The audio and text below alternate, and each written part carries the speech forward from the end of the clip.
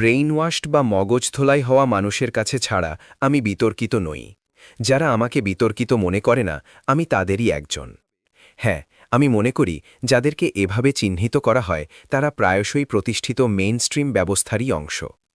এই অনুষ্ঠানে আমি যা কিছু বলেছি তার অনেকটাই সত্য, কিন্তু এগুলোকে ষড়যন্ত্রতত্ত্ব বা বিভিন্ন লেবেল দিয়ে এমনভাবে প্রচার করা হয় যাতে মানুষ বিস্তারিত ও গবেষণালব্ধ বিশ্লেষণ শোনা থেকে বিরত থাকে। আমি দুঃখিত যে সালাফি তাকফিরি গোষ্ঠীর অনেকেই আপনাকে সেই তালিকাতেই ফেলেছে। আমি এখানে এসেছি, আমি এই সব অর্থহীন কথাবার্তা প্রত্যাখ্যান করি। এই সব বাজে কথায় কান দেওয়ার মতো সময় আমার নেই। আমরা কি সাক্ষাৎকারটি চালিয়ে যেতে পারি? হ্যাঁ। শেখ ইমরান, ইসরায়েল এবং পশ্চিম এশিয়ায় তার কার্যকলাপ সম্পর্কে আপনার দৃষ্টিভঙ্গি দিয়ে শুরু করা যাক। ইসরায়েল যা করছে তা কতটা ধর্মযুদ্ধ, এবং এটা কি শেষ জামানার ঐশ্বরিক ভবিষ্যৎবাণী দ্বারা অনুপ্রাণিত, যা নিয়ে আপনি গভীরভাবে গবেষণা করেছেন? কুরআন নিজেকে পরম সত্য বলে ঘোষণা করে, এবং আমার জ্ঞানচর্চা কুরআনের ওপর ভিত্তি করে। আমি শিয়া নই, সুন্নিও নই। আমি আমার বিশ্বাসে কোনো নির্দিষ্ট গোষ্ঠীর অনুসারী নই। আমি শুধু একজন মুসলিম। আমি বিশ্বাস করি পরম সত্য শুধু কুরআন মাজিদেই রয়েছে। এই ভূমিকার পর আমি আপনার প্রশ্নের উত্তর দেওয়ার চেষ্টা করতে পারি। বর্তমানে বিশ্বে পবিত্র ভূমিতে ইসরায়েলে যে ঘটনা ঘটছে তার সূচনা হয়েছিল বহু বছর আগে, এবং তা ব্যাখ্যা করতে কিছুটা সময় লাগবে। এটি ছিল বনি ইসরায়েলের প্রতি মহান সৃষ্টিকর্তার প্রতিশ্রুতি যে তিনি তাদের কাছে মসিহকে পাঠাবেন, আর যখন মসিহ আসবেন তিনি তাদের জন্য সেই সোনালী যুগ ফিরিয়ে আনবেন, যখন সুলাইমান আলাইহিসসালামের সময় পবিত্র ইসরায়েল বিশ্ব শাসন করত। কিন্তু এরপর এমন এক সময় এলো যখন আল্লাহ বনি ইসরায়েলের কাছে মাসিহকে পাঠালেন। যদিও তাদের মধ্যে কেউ কেউ তাকে গ্রহণ করেছিল, বাকিরা তাকে প্রত্যাখ্যান করেছিল। যখন তারা তাকে নিজেদের চোখের সামনে ক্রুশে মৃত্যুবরণ করতে দেখল, আমি কখনো বলিনি যে তিনি ক্রুশে মারা গেছেন, দয়া করে সতর্ক থাকবেন। তখন তারা নিশ্চিত হলো যে তিনি মাসিহ হতে পারেন না, কারণ তিনি মৃত এবং তার মৃত্যু হয়েছে ক্রুশবিদ্ধ হয়ে। তোরা হতে বলা হয়েছে যে এভাবে মারা যায় সে ঈশ্বরের অভিশপ্ত। তাই তারা মাসিহের আগমনের জন্য অপেক্ষা করছে। যখন মাসিহ আসবেন তিনি আমাদের জন্য পবিত্র ভূমিকে মুক্ত করবেন, এবং আমরা সেখানে ফিরে যেতে পারব যেখান থেকে আমাদের বিতাড়িত করা হয়েছে। যখন আমরা পবিত্র ভূমিতে ফিরে আসব, আমরা এটিকে নিজেদের বলে দাবি করব। এরপর ইসরায়েল রাষ্ট্র পুনঃপ্রতিষ্ঠিত হবে এবং মাসিহ ইসরায়েল থেকে বিশ্ব শাসন করবেন। এটাই হলো তাদের পরিকল্পনা। এই পরিকল্পনার ফলে তারা বিশ্বাস করে যে তাদের মাসিহ এখন আসছেন। কেন? কারণ তারা জেরুজালেমে ফিরে এসেছে নিজেদের বলে দাবি করার জন্য। দ্বিতীয়ত, তারা পবিত্র ভূমিতে ইসরায়েল রাষ্ট্র পুনঃপ্রতিষ্ঠা করেছে। আর তৃতীয়ত, প্রত্যেক আমেরিকান জানে ইসরায়েল এখন মার্কিন যুক্তরাষ্ট্রকে নিয়ন্ত্রণ করে, যেখানে ট্রাম্পের মতো কেউ ওয়াশিংটন থেকে শাসন করছে। এর ফলে তারা ইতিমধ্যেই জেরুজালেম থেকে বিশ্ব শাসনের পথে রয়েছে। তাই সেই মাসিহের আগমনে আর বেশি দেরি নেই। কিন্তু কুরআন আমাদের বলে যে ঈসা ইবনে মারিয়াম আলাইহিসসালাম ছিলেন যখন তারা তাকে প্রত্যাখ্যান করল এবং তাকে হত্যা ও ক্রুশবিদ্ধ করার বিষয়ে গর্ব করল এবং নিশ্চিত হল যে তিনি মাসিহ ছিলেন না, তখন আল্লাহ এমন একজনকে সৃষ্টি করলেন যে মাসিহের রূপ ধারণ করবে। খ্রিস্টান পরকাল তত্ত্ববিদ্যা তাকে অ্যান্টিক্রাইস্ট বা দাজ্জাল বলে থাকেন, এবং খ্রিস্টানরা বিশ্বের বিশাল একটা অংশ। মুসলমানরাও তাকে মিথ্যা মাসিহ বা দাজ্জাল হিসেবে চেনে। সে একই ব্যক্তি, দুইজন ভিন্ন কেউ নয়। সুতরাং ইসলামী ও খ্রিস্টান পরকাল তত্ত্বের দৃষ্টিকোণ থেকে বিশ্বে এমন ঘটনা ঘটছে যা জেরুজালেম থেকে মিথ্যা মাসিহের শাসনের মাধ্যমে শেষ হবে। কিন্তু জেরুজালেম থেকে তার শাসন সম্পূর্ণ করার জন্য ইসরায়েলকে বিশ্বের শাসক রাষ্ট্র হিসেবে মার্কিন যুক্তরাষ্ট্রের জায়গা নিতে হবে। এটা কুরআনের ওপর ভিত্তি করে ইসলামী পরকাল তত্ত্ব, যে মিথ্যা মাসিহ একটি ছায়া হয়ে আসবে। কুরআনের কোনো আয়াত যখন স্পষ্ট এবং সহজবোধ্য হয় তখন তাকে আয়াতে মুহকামা বলা হয়, কিন্তু যখন কোনো আয়াতকে বোঝার জন্য ব্যাখ্যার প্রয়োজন হয় তখন তাকে আয়াতে মুতাশাবিহা বলা হয়। আমাদের কুরআন ব্যাখ্যা করার অধিকার আছে, কেউ আমাদের কুরআন ব্যাখ্যা করা থেকে বিরত রাখতে পারবে না।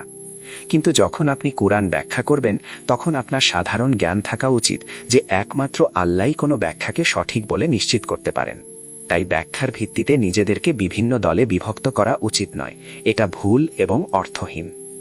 তাই যখন আমরা বলি যে 3 ভাগে বিভক্ত ছায়া হলো মিথ্যা মাসিহ বা অ্যান্টিক্রাইস্ট, তখন সেটা আমাদের নিজস্ব মতামত। আমরা সঠিকও হতে পারি, আবার ভুলও হতে পারি। আমাদের ব্যাখ্যার ওপর ভিত্তি করে একে অপরের সাথে বিবাদে জড়ানো উচিত নয়। আমি প্রায় ২৫ বছর আগে এই সিদ্ধান্তে এসেছিলাম যখন আমি জেরুজালেম ইন দ্য কুরআন বইটি লিখেছিলাম, এবং এখন পর্যন্ত কেউ এই বইটির কোনো জবাব দেয়নি। হয়তো তাদের আমার বইটি পড়ার জন্য আরও ২৫ বছর সময় লাগবে। আজকের ইসলামী জ্ঞান চর্চার এটাই করুণ অবস্থা, আপনি শিয়া হন বা সুন্নি।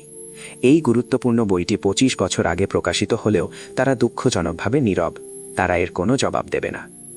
সেই বইতে আমি বলেছিলাম যে যখন অ্যান্টি ক্রাইস্টের ছায়ার প্রথম অংশ এসেছিল তখন বিশ্ব প্যাক্স ব্রিটানিকা দেখেছিল, অর্থাৎ ব্রিটেন হঠাৎ করে আকাশ থেকে শাসক রাষ্ট্র হিসেবে আবির্ভূত হয়নি। রাজনৈতিক ইতিহাসে এমন কোনো ঘটনা নেই যা প্যাক্স ব্রিটানিকার মতো ঘটনাকে ব্যাখ্যা করতে পারে। যদি থাকে তাহলে দয়া করে আমাকে বলুন। বরং আমরা বলি এটা হলো প্যাক্স ব্রিটানিকার ইসলামী পরকাল তত্ত্বিক ব্যাখ্যা, যার পরে আসে প্যাক্স আমেরিকানা। আর এখন আমরা যা দেখছি তা হলো প্যাক্স জুডাইকার সূচনা। ২৫ বছর আগে তারা আমার কথা শোনেনি, আমাকে নিয়ে হেসেছিল, আমাকে থামিয়ে দিয়েছিল, কিন্তু এখন তারা আর তা করছে না। ইসরায়েল এখন তার শক্তি প্রদর্শন করছে। ইসরায়েল এখন বলছে, আমরা বিশ্ব জনমতের কোনো পরোয়া করি না, আমরা পুরো বিশ্বকে অস্বীকার করব, আমরা জাতিসংঘকে অস্বীকার করব। জাতিসংঘ যদি আমাদের জন্য বাধা হয়ে দাঁড়ায়, আমরা জাতিসংঘকে বন্ধ করে দেব, আমরা একাই চলব। এইভাবেই একটি শাসক রাষ্ট্র আচরণ করে। তারই আমরা যুক্তি দিচ্ছি গাজায় যা ঘটছে তা বিশ্ব জনমতকে অস্বীকার করার একটি নিদর্শন। ইসরায়েল যখন ইরানের পারমাণবিক স্থাপনা ধ্বংস করার জন্য আক্রমণ করেছিল তখন কি হয়েছিল? এই সবই ইসরায়েলের শক্তি প্রদর্শনের লক্ষণ, যা প্যাক্স আমেরিকানাকে প্রতিস্থাপন করে প্যাক্স জুদাইকার সূচনা করছে। ট্রাম্প আমেরিকাকে আবার মহান করতে চান, অর্থাৎ তিনি প্যাক্স আমেরিকানাকে পুনরুজ্জীবিত করার চেষ্টা করছেন। এ কারণেই ভেনেজুয়েলার উপকূলে এখন আমেরিকান যুদ্ধজাহাজ রয়েছে, কিন্তু প্যাক্স আমেরিকানাকে আর পুনরুজ্জীবিত করা যাবে না। এটি মার্কিন ডলারের উপর নির্ভর করে এবং মার্কিন ডলার এখন আর্থিক কবরস্থানের পথে। সুতরাং এটি আমাদের ইসলামী পরকাল তত্ত্ব, যা আপনি গ্রহণ করতে পারেন বা প্রত্যাখ্যান করতে পারেন। আমরা আজকের বিশ্বকে এমনভাবে দেখি যেখানে প্যাক্স জুডাইকা তার উপস্থিতি জানান দিচ্ছে। আমরা এখন এমন একটি ভবিষ্যতের দিকে তাকিয়ে আছি যেখানে অবশেষে ইসরায়েল জেরুজালেম থেকে বিশ্ব শাসন করবে। কিন্তু এটি কেবল মহাযুদ্ধের পরেই হতে পারে, কারণ একদিকে রাশিয়া ও চীন এবং অন্যদিকে আধুনিক পশ্চিমা সভ্যতা আজ বিশ্বের দুটি প্রধান শক্তি। তারা একটি মহাযুদ্ধের আশা করছে, একটি পারমাণবিক যুদ্ধ যা উভয় পক্ষকে ধ্বংস করে দেবে, এবং এর ফলে মহাযুদ্ধের পর প্যাক্স জুডাইকার জন্য পথ খুলে যাবে। এটি একটি অসাধারণ ভূমিকা, খুবই ব্যাপক, যা আমাদের আপনার বলা অনেক বিবরণের গভীরে যেতে সাহায্য করবে। আমার মনে প্রথম যে প্রশ্নটি আসে তা হল, প্যাক্স জুডাইকা কার্যকর করছে তাদের ধর্মীয় বিশ্বাস। অনেকেই ইসরায়েলকে একটি ধর্মনিরপেক্ষ প্রতিষ্ঠা হিসেবে দেখত, কিন্তু এখন এটি স্পষ্টতই একটি ইহুদি আধিপত্যবাদী ধর্মরাষ্ট্র। আপনি যা বলছেন তা ইসরায়েলি সরকারের মূল চালিকা শক্তির দিক থেকে অনস্বীকার্য। এটা স্পষ্ট যে তারা একটি বৃহত্তর ইসরায়েল চায়। এটা স্পষ্ট যে তারা দিন দিন সম্প্রসারিত হচ্ছে, এবং এটাও স্পষ্ট যে মার্কিন যুক্তরাষ্ট্র পশ্চিম এশিয়ার নীতি ও বিষয়াবলী নিয়ন্ত্রণ করছে না, বরং তেল আবিবি করছে। এখন এই ধর্মীয় চালিকা শক্তি, স্মট্রিচ এবং বেন গাভিয়ের মতো লোকেরা, যারা কট্টর ইহুদি আধিপত্যবাদী এবং এমন রাব্বিদের অনুসরণ করে যারা একই দর্শনের পক্ষে কথা বলে, আমরা কি এখন এমন এক ইসরায়েলের মুখোমুখি যাকে নিয়ন্ত্রণ করা অসম্ভব? কারণ তাদের কাছে ইউনিট 8002 আছে, এবং তাদের কাছে কৃত্রিম বুদ্ধিমত্তা এবং সব আধুনিক সাইবার টেক তথ্যের মাধ্যমে ইন্টারনেটে প্রবেশ করার ক্ষমতা আছে। পশ্চিমা সরকারগুলো কি এখন পুরোপুরি আপোষহীন এবং প্যাক্স জুডাইকার অধীনে কাজ করতে বাধ্য বা ইচ্ছুক? আমি বিশ্বাস করি যে আমি জ্ঞান চর্চার জগতে ভেকা নই, এবং বিশ্বজুড়ে আরও অনেক রাষ্ট্রবিজ্ঞানী ও আন্তর্জাতিক সম্পর্কের পণ্ডিত আছেন যারা আমার মতোই মতামত পোষণ করেন যে ইসরায়েল বিশ্ব জনমতকে অস্বীকার করছে, তার শক্তি প্রদর্শন করছে, এবং আমরা একটি মহাযুদ্ধের দিকে এগিয়ে যাচ্ছি।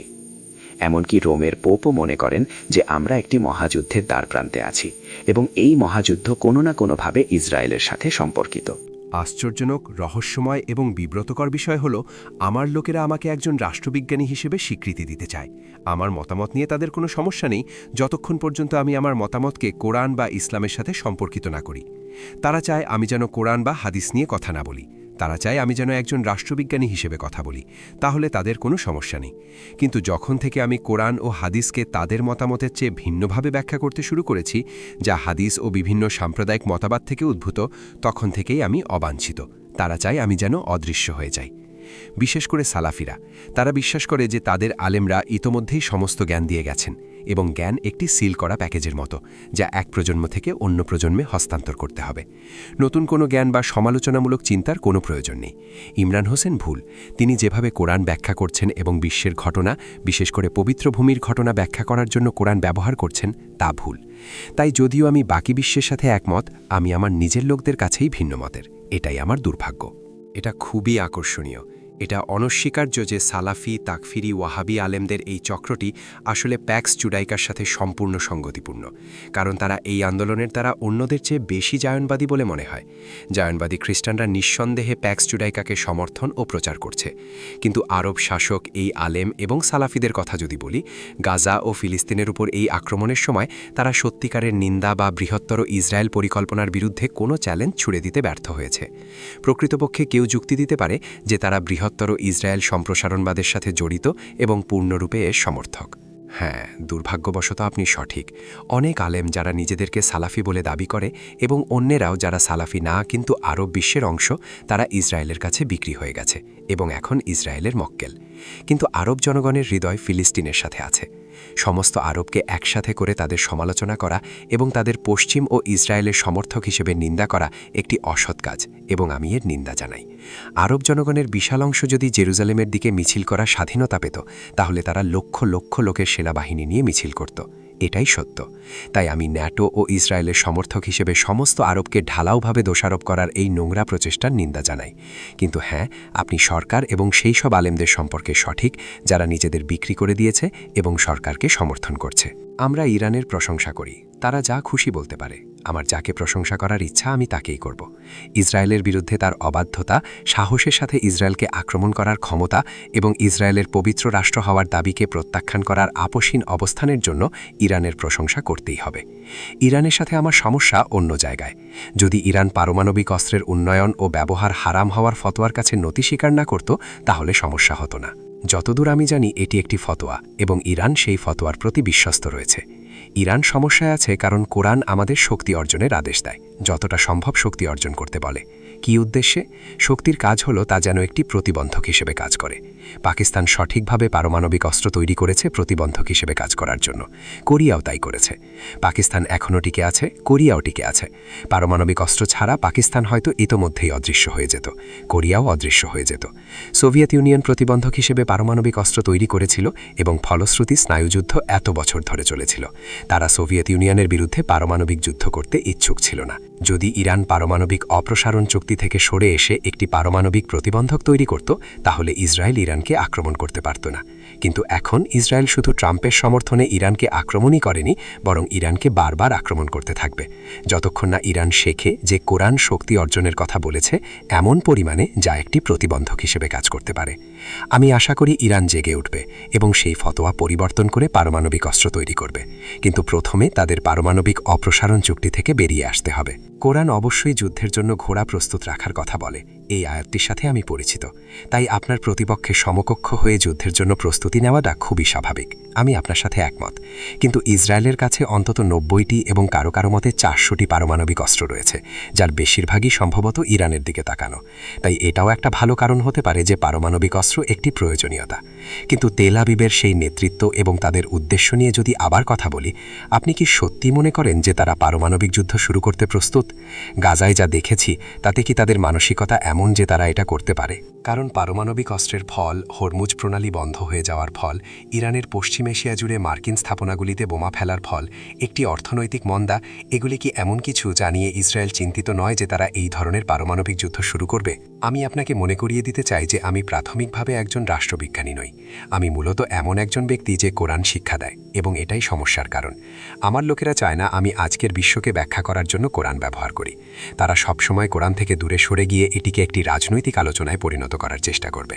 ইসরায়েলের 400টি পারমাণবিক অস্ত্র আছে কিনা তা আমার কাছে সত্যিই প্রাসঙ্গিক নয়। আমি কোরআন নিয়ে চিন্তিত। আর এটাই তারা চায় না আমি করি। কোরআন বলে শক্তি অর্জন করো যতটা সম্ভব। এটি সূরা আনফালের ৬০ নম্বর আয়াত, এবং শক্তি অর্জনের উদ্দেশ্য হলো তা যেন একটি প্রতিবন্ধক হিসেবে কাজ করে। তাই সেই ফতোয়া নিয়ে আমার সমস্যা আছে, কিন্তু ইরান চায় না আমি এ বিষয়ে কথা বলি।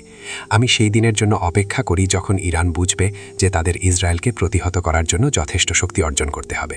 ইসরায়েল চিন্তিত নয়, তারা ইরানকে আক্রমণ করতে থাকবে। ইসরায়েল পাকিস্তানকে আক্রমণ করে না কেন? কারণ পাকিস্তান একটি পারমাণবিক শক্তিধর দেশ। তারা কেন পাকিস্তানকে আক্রমণ করে না? কারণ এটি ইসলামিক রিপাবলিক অফ পাকিস্তান নয়, এটি আমেরিকান রিপাবলিক অফ পাকিস্তান। পাকিস্তানের সশস্ত্র বাহিনীর প্রধান ছাড়া সারা বিশ্ব এটা জানে। তাই Iran American Republic of Iran নয়। ইরান আন্তরিকভাবে ইসরায়েলের প্রতিরোধ করছে, এবং এ কারণেই তারা ইরানকে আক্রমণ করছে এবং করতে থাকবে, যাই তাদের পুরো বিশ্ব অর্থনীতিকে ধ্বংস করতে হোক না কেন। ইরানের উপর একটি আক্রমণের ফলে উপসাগরীয় অঞ্চলের সমস্ত তেল স্থাপনও ধ্বংস হতে পারে। ইরানের উপর একটি আক্রমণের ফলে হরমুজ প্রণালী বন্ধ হয়ে যেতে পারে। যদি তা হয়, বিশ্ব অর্থনীতি ভেঙে পড়তে পারে। ইসরায়েলের কোনো পরোয়া নেই, কিন্তু ইরান পরোয়া করে। ইরান সতর্কতার সাথে কাজ করছে, বেপরোয়াভাবে নয়। এ কারণেই আয়াতুল্লাহর প্রতি আমার এত শ্রদ্ধা, যে তিনি জ্ঞানের সাথে এবং সতর্কতার সাথে কাজ করেন। তাই আমি মনে করি না যে ইরান এত সহজে হরমুজ প্রণালী বন্ধ করবে। আমি মনে করি না ইরান এত সহজে উপসাগরীয় অঞ্চলের সমস্ত তেল স্থাপনার উপর ক্ষেপণাস্ত্র হামলা চালাবে এবং সেগুলিকে ধোঁয়ায় উড়িয়ে দেবে। আমি বিশ্বাস করি ইরান খুব সতর্কতার সাথে কাজ করবে। কিন্তু ইরানকে ক্রমাগত আক্রমণ করা থেকে ইসরায়েলকে থামাতে কিছু করতে হবে, এবং ট্রাম্পও ইরানের উপর আক্রমণে যোগ দেবেন। এটা আবার আসছে, শুধু অপেক্ষা করুন এবং দেখবেন। আপনার বিশেষ দক্ষতার ক্ষেত্রে যেমনটা আপনি বেশ কয়েকবার ইঙ্গিত দিয়েছেন, সেদিকে ফিরে আসি। আমি এটিকে রাজনৈতিক ভূরাজনৈতিক দিকে নিয়ে যাচ্ছি, এবং সেই প্রশ্নের পুঙ্খানুপুঙ্খ উত্তর দেওয়ার জন্য ধন্যবাদ। পরকাল তত্ত্বের এই প্রশ্নটি রয়েছে। আপনার প্রাথমিক ভূমিকা থেকে আমরা বুঝতে পারি যে ইহুদি সম্প্রদায়ের তালমুদ বা তোরাহ যাই হোক না কেন, সেই সময়ের খেলা তৈরি করার প্রতি একটি পরকাল তত্ত্বিক প্রতিবদ্ধতা রয়েছে, যেখানে তারা মূলত জেরুজালেম বা তেল আবিব থেকে বিশ্ব শাসন করবে। কিন্তু ইসলামেরও একটি পরকাল তত্ত্ব রয়েছে, এবং আপনি বেশ কয়েকবারের ইঙ্গিত দিয়েছেন, এবং আমি সেদিকে যাইনি। কিন্তু দাজ্জালের উত্থান, পশ্চিম দিকে সূর্যের উদয়, আপনি এটিকে সম্ভবত পশ্চিমা সভ্যতা এবং সাম্রাজ্যবাদ ইত্যাদির সাথে তুলনা করেছেন। আমার যা ধারণা, কোরআনের ইঙ্গিত এবং হাদিস যা এখন ঘটছে তার সাথে প্রাসঙ্গিকতার দিক থেকে খুবই আকর্ষণীয়। আপনি কি মনে করেন আমরা এখন সেই সময়ের মধ্যে বাস করছি যেখানে কোরআন এবং হাদিসের সেই অংশ যা শেষ সময় সম্পর্কে কথা বলে, যা দাজ্জাল এবং বিভিন্ন বিষয় নিয়ে কথা বলে, যা ঈসা আলাইহিসসালামের আবির্ভাবের জন্য ঘটবে, আমরা কি এখন সেই সময়ের মধ্যে আছি? এবং আপনি কি কি লক্ষণ দেখছেন যা আপনাকে ইঙ্গিত দিতে পারে যে আমরা সেই সময়ের মধ্যে আছি? আমাদের নাবী সাল্লাল্লাহু আলাইহি ওয়াসাল্লাম শেষ জামানার ঘটনাগুলোর একটি সময়রেখা দিয়েছেন, যা কোনো রাষ্ট্রবিজ্ঞানী কখনো দিতে পারেনি। তিনি বলেছিলেন, যখন জেরুজালেম বিশ্বের কেন্দ্রবিন্দুতে থাকবে এবং মদিনা সম্পূর্ণ নির্জন অবস্থায় থাকবে, তখন পরবর্তী ঘটনা যা বিশ্ব আশা করতে পারে তা হল মহাযুদ্ধ। খ্রিস্টান ও ইহুদি পরকালতত্ত্ব একে আর্মাগেডন বলে। আমাদের নাবিও একই আর্মাগেডনকে মালহামা বা মহাযুদ্ধ বলে উল্লেখ করেছেন। আজ আমরা জেরুজালেমকে কেন্দ্রবিন্দুতে দেখছি। এটা না চেনার জন্য আপনাকে অন্ধ হতে হবে। আর মদিনা নির্জন অবস্থায় বিশ্বের ঘটনাবলিতে কোনো ভূমিকা পালন করছে না। তাই এখন আমরা মহাযুদ্ধের আশা করছি। আমার মতে, যদিও আমি আশা করি আমি ভুল, পশ্চিমা বিশ্ব যা ইউক্রেনে রাশিয়ার মুখোমুখি হয়েছে তা আসলে পশ্চিম ও রাশিয়ার মধ্যে একটি যুদ্ধ। ইউক্রেন এখানে একটি গিনিপিগ মাত্র। সেই যুদ্ধ এখন শেষ হয়ে আসছে, এবং এটা স্পষ্ট হয়ে যাচ্ছে যে পশ্চিমারা যুদ্ধে হেরে যাচ্ছে। আমি মনে করি না যে যুদ্ধ ততক্ষণ চলবে যতক্ষণ না ইউক্রেনকে আত্মসমর্পণ করতে হয় এবং রাশিয়া সেই যুদ্ধে বিজয়ী হয়। আমার মনে হয় না সেটা ঘটবে, কিন্তু ইউক্রেনের আর বেশি দিন যুদ্ধ করার ক্ষমতা থাকবে না। আমার মতে তারা এটা হতে দেবে না। তারা ইউক্রেনে পরাজয়ের মুখোমুখি হওয়ার চেয়ে মুখ বাঁচানোর জন্য পারমাণবিক যুদ্ধ পছন্দ করবে। তাই মহাযুদ্ধকে উস্কে দেওয়ার জন্য কিছু করার আগে হয়তো আমাদের আর 1 বা 2 বছরের বেশি সময় নেই। আমি আশা করি আমি ভুল। যদি মহাযুদ্ধ হয়, আমাদের নবী বলেছিলেন এর পরের ঘটনা হবে কনস্ট্যান্টিনোপল বিজয়। ইরান সহ আমাদের আলোচনা থেকে এই নামটি কেন অদৃশ্য হয়ে গেছে? কেউ আর কনস্ট্যান্টিনোপল শব্দটি ব্যবহার করে না, কারণ তুরস্কে এই নামটি ব্যবহার করা বেআইনি। কিন্তু আমাদের নবী এই শহরের জন্য কনস্ট্যান্টিনোপল নামটি ব্যবহার করেছিলেন, তাই এটি একটি সুন্নাহ, এবং আমি সুন্নাহ ব্যবহার করি। আমি কনস্ট্যান্টিনোপল ইন দ্য কোরআন নামে একটি বই লিখেছি। আপনি কি মনে করেন শিয়া বা সুন্নি আলেমরা কখনো আমার বইয়ের জবাব দেবে? এই বিষয়ে ইতিহাসে প্রথম কেউ লিখেছে। একটি মুসলিম সেনাবাহিনী কেন কনস্ট্যান্টিনোপল জয় করবে? আমার মতে এর কারণ হল উসমানীয় সাম্রাজ্যের করা ভুল সংশোধন করা। উসমানীয় সাম্রাজ্য ৬০০ বছর ধরে শুধু শিয়াদের বিরুদ্ধেই নয়, অর্থোডক্স খ্রিস্টান বিশ্বের বিরুদ্ধেও ভুয়া জিহাদ চালিয়েছে।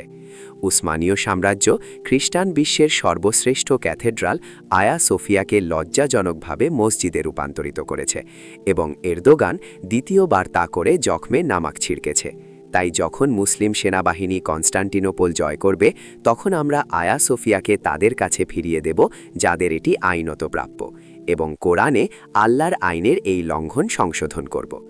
যখন আমরা আয়া সোফিয়াকে অর্থোডক্স খ্রিস্টান বিশ্বের কাছে ফিরিয়ে দেব, তখন তা আমাদের এবং ঈসার অনুসারীদের মধ্যে পুনর্মিলন, বন্ধুত্ব এবং জোটকে সিমেন্টের মতো মজবুত করবে। দ্বিতীয়ত, মহাযুদ্ধ এবং কনস্ট্যান্টিনোপল বিজয়ের পরে রাশিয়ার নৌবাহিনী বসফরাস দিয়ে ভূমধ্যসাগরে প্রবেশ করতে পারবে, যা ইসরায়েলের জন্য খারাপ খবর। তৃতীয়ত, যখন আমরা কনস্ট্যান্টিনোপল জয় করব, তখন শহরের নাম কনস্ট্যান্টিনোপলে ফিরিয়ে দেওয়া হবে, কারণ আমাদের নবী এই নামটি ব্যবহার করেছিলেন। চতুর্থত, যখন আমরা কনস্ট্যান্টিনোপল জয় করব, তখন সেই সমস্ত খ্রিস্টান যারা হাজার হাজার বছর ধরে সেই ভূমিতে বাস করত এবং উসমানীয় সাম্রাজ্যের দ্বারা ১৯১৪ সালের আর্মেনিয়ান গণহত্যার সময় বিতাড়িত হয়েছিল, তাদের ফিরে আসার অনুমতি দেওয়া হবে। মুসলমান ও খ্রিস্টানরা শহরটি ভাগ করে নেবে এবং আমরা বিশ্বকে শেখাবো কিভাবে আমরা ভ্রাতৃত্বের সাথে একসাথে বাস করতে পারি। নবী সাল্লাল্লাহু আলাইহি ওয়াসাল্লাম এরপর বলেছিলেন, কনস্ট্যান্টিনোপল বিজয়ের পরের ঘটনা হবে দাজ্জালের ব্যক্তিগত আবির্ভাব। সুতরাং আমরা সত্যিই এই সময়ে বাস করছি। কতটা আকর্ষণীয়! আমার মনে হয় আমাদের একটি পুরো অনুষ্ঠান করা দরকার যা পরকাল তত্ত্বকে আরও বিস্তারিতভাবে দেখবে। স্পষ্টতই আমরা এই সময় এটি কভার করতে পারবো না, কিন্তু আপনি আমাদের একটি দুর্দান্ত ঝলক দিয়েছেন, নিঃসন্দেহে একটি ভবিষ্যৎবাণীমূলক স্ফটিক বল। এবং আপনার দাবিগুলি অবশ্যই এমন কিছু যা আমি বিভিন্ন হাদিস জুড়ে পড়েছি, এবং আমি মনে করি আলেমরা শিয়া পরকালতত্ত্ব থেকে এগুলি নিশ্চিত করবেন। আমি নিশ্চিতভাবে জানি যে দাজ্জালের শাসনের ওপর একটি শক্তিশালী জোর দেওয়া হয়েছে, এই ধরনের একটি শক্তি যা মন্দের শক্তি হতে চলেছে, যা মূলত অলৌকিক ঘটনা এবং সব ধরনের জিনিস দিয়ে বিশ্বকে মোহিত করবে। এবং তার বিরোধিতায় এটা স্পষ্ট যে সেই খ্রিস্টানরা যারা একেশ্বরবাদে প্রকৃত বিশ্বাসী, তারা ইসলাম ও আল মাহাদির সাথে ঐক্যবদ্ধ হবে এবং ঈসা আলাইহিস সালাম শান্তি এবং একটি আকর্ষণীয় রাজত্ব আনবেন। আপনি ইয়াজুজ মাজুজ, গগ এবং মাগ গগ সম্পর্কেও কথা বলেছেন, যা আজ গভীরে যাওয়ার সম্ভাবনা সুযোগের। তবে আমি বলতে যাচ্ছি, আমরা আপনাকে খুব শীঘ্রই আবার আমন্ত্রণ জানাতে চাই, সম্ভবত এই বিষয়গুলিতে আরও কিছুটা বিস্তারিতভাবে যেতে। আমি মনে করি আজ আপনি এটিকে আমাদের সমসাময়িক সময়ের সাথে প্রাসঙ্গিক করার ক্ষেত্রে চমৎকারভাবে ফ্রেম করেছেন। আমি মনে করি এটা বেশ স্পষ্ট যে আপনি মতামতের যে আমরা এখন সেই পর্যায়ে প্রবেশ করছি। মহাযুদ্ধ আসছে, তাই আমাদের নিজেদের প্রস্তুত করতে হবে। উপসংহারের আগে আপনার কাছ থেকে একটি চূড়ান্ত মন্তব্য যদি আপনি কিছু বলতে চান। আপনার সাথে শেয়ার করতে চাই যে আমি ইরানে একটি খুব মনোরম অভিজ্ঞতা পেয়েছি। সেখানে ৪০ জন ইরানি আলেম ছিলেন, পরকালতত্ত্বের আলেম, কিন্তু তারা নিজেদেরকে পরকালতত্ত্ববিদ মনে করতেন না। এই ৪০ জন আলেমের মধ্যে আমি একমাত্র সুন্নি পরকালতত্ত্বের ছিলাম। আমাদের প্রায় ৩-৪ ঘন্টার একটি অধিবেশন ছিল এবং একজন ফার্সি থেকে ইংরেজিতে অনুবাদ করছিলেন। এটি একটি মনোরম অভিজ্ঞতা ছিল। আমরা পরকালতত্ত্বে ভিন্নমত পোষণ করেছি, হ্যাঁ, কিন্তু আমরা একে অপরের সাথে কথা বলতে পেরেছি এবং এটি একটি মনোরম অভিজ্ঞতা ছিল এবং আমরা বন্ধু ছিলাম। আমি সুন্নিদের সাথে তা করতে পারি না। যদি আমি পরকালতত্ত্বের বিষয়ে সুন্নিদের সাথে কথা বলার চেষ্টা করি, তবে তারা সম্ভবত আমার দিকে পাথর ছুঁড়ে দেবে। তাই আমাকে আপনার সাথে শেয়ার করতে হবে যে আমি আমার নিজের লোকেদের সাথে কথা বলার চেয়ে শিয়াদের সাথে কথা বলতে বেশি স্বাচ্ছন্দ্য বোধ করেছি। হ্যাঁ, আমাদের অনেক গোড়া সুন্নি আলেমদের স্কলারলি সার্কেলের ভাইয়েরা অনেক কিছু সহ্য করতে পারে না বলে মনে হয়। দুর্ভাগ্যবশত আমরা যে সময়ে বাস করছি তা আইসিস এবং অন্যান্য তাকফিরি মতবাদের সাথে নিজেকে প্রমাণ করে, এবং এটি এমন একটি উপায় যেখানে প্যাক্স জুডাইকা মুসলিম বিশ্বকে চালিত করেছে, এটিকে বিভক্ত করেছে, সাম্প্রদায়িকতা ব্যবহার করেছে, এই ধরনের খুব আক্ষরিক গোড়া মতাদর্শগত অবস্থান ব্যবহার করেছে, এবং তারা আসলে আপনার মতো আলেমদের নিন্দা করে, যারা আন্তরিকভাবে জিজ্ঞাসা করে, যারা প্রকৃত গবেষণা করেছে, এবং আসলে তাদের মতে ইজতিহাদের দরজা বন্ধ। এবং তাই আমি মনে করি যে কোনো আলেমকে তুচ্ছ করা খুব সহজ যে তাদের গোড়ামিকে চ্যালেঞ্জ করে। তাদের গোড়ামি আমাদের কোথাও সুন্দর দিকে নিয়ে যাচ্ছে বলে মনে হয় না, কারণ আপনি একটি শক্তিহীন মুসলিম বিশ্ব রয়েছে, যেমন আপনি সঠিকভাবে বলেছেন, এবং যেটি প্যাক্স আমেরিকার একটি পুতুল এবং একটি দাস, এবং এখন আপনি বলছেন প্যাক্স জুডাইকা, এবং তারা বেশ ইচ্ছের সাথে আনন্দে দাসত্বের যাচ্ছে বলে মনে হয়। মহাযুদ্ধ হয়তো তাদের নাড়া দেবে, কেউ জানে না। তবে আমরা আপনার গবেষণাকে মূল্য দিই এবং আমরা চাই আপনি ফিরে আসুন, এবং হয়তো আমরা একজন শিয়া আলেম এবং হয়তো একজন সুন্নি আলেমকে আমাদের সাথে বসতে দেব। এবং আপনি সম্প্রতি আমি লক্ষ্য করেছি আমার 2 ইহুদি বন্ধু, আমার রাব্বি বন্ধু রাব্বি বেক এবং রাব্বি হাইমের সাথে এটি করেছেন, যাদের সাথে আপনি প্রবেশ করেছেন। আমি পুরো ভিডিওটি দেখিনি, কিন্তু আমি বুঝতে চাই যে এই সব কিছুর চারপাশে ইহুদি পরকাল তত্ত্বের তাদের ভার্সন কি, কারণ তারা খুব জায়নবাদ বিরোধী এবং তারা ইসরায়েলের পুরো ধারণার খুব বিরোধী। রাব্বি বেক যখন আমার প্রশ্নের জবাবে অসাধারণ বুদ্ধিবৃত্তিক সাহস দেখিয়েছিলেন এবং তিনি ঘোষণা করেছিলেন যে জায়নবাদীরাই গগ এবং মাগগ, তারা গগ এবং মাগগের একটি উল্লেখযোগ্য অংশ। রাব্বি সোফা অন্যদিকে তোরা আঁকড়ে ধরেছিলেন এবং তার জন্য গগ এবং মাগগ 2টি জাতি ছিল। তিনি দর্শকদের বলতেন না যে 2টি জাতি কারা। অবশ্যই এটা রাশিয়া এবং ইরান, কিন্তু তিনি নাম উল্লেখ করেননি। আকর্ষণীয়, এটি একটি আকর্ষণীয় বিষয়। হয়তো আমি তাদের এই অনুষ্ঠানে নিয়ে আসব এবং আমরা সে বিষয়ে আরও বিস্তারিতভাবে যেতে পারি। সেই ধরনের পাণ্ডিত্যপূর্ণ এবং খুব বিস্তৃত বিশ্লেষণের জন্য আপনাকে অনেক ধন্যবাদ। তবে ইসলামের পরকালতত্ত্বের পরিচিতিও, এটিকে সম্পূর্ণ ন্যায় বিচার দেওয়ার জন্য আমাদের কাছে সত্যিই সময় ছিল না, কারণ এই বিষয়ের চারপাশে উন্মোচন করার মতো অনেক কিছু আছে এবং আপনি সম্ভবত একমাত্র ব্যক্তি যিনি এতে একেবারে বিশেষজ্ঞ। তাই আমরা আপনার যোগদানের জন্য এবং আপনার জ্ঞান দেওয়ার জন্য আপনাকে ধন্যবাদ জানাই, এবং আমি বলতে যাচ্ছি যখনই আপনার সময় থাকবে আমরা এর দ্বিতীয় পর্ব করব। আমার দর্শকদের উদ্দেশ্যে আমাকে মূলত বলতে হবে যে আব্রাহামিক সমস্ত ধর্ম থেকে পরকালতত্ত্ব ধর্মীয় সেই বাস্তবতার দিকে ইঙ্গিত করে যা হুসাইন ইঙ্গিত দিয়েছেন। আমরা এক ব্যতিক্রমী সময়ে আছি যেখানে অসাধারণ এবং জঘন্য কাজ করা হচ্ছে।